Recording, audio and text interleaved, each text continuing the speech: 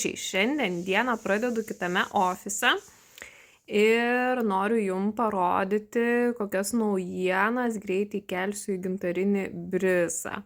Tai nebus susiję nei su akmenimis, nei su gintaru, bet tai yra rankų darbo labai gražūs gaminiai.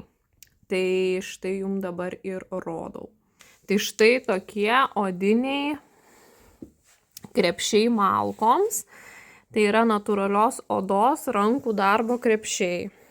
Tai tikrai jie gan dideli ir labai gražiai gali atrodyti prie židinio ar krosnelės. Krepšius nebūtinai galima malką susidėti, kaip čia yra, bet galima taip pat susidėti knygas ar kažkokius žurnaliukus. Ir tikrai jums ir tarnaus ilgai šitas krepšys ir labai gražiai atrodys, toks bus kaip akcentas namie.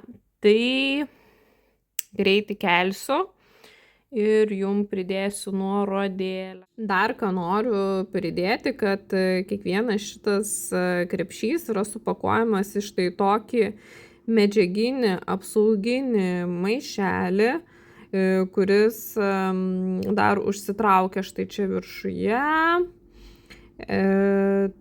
Todėl tikrai labai prabangiai atrodo ir puikiai tiktų kaip dovana.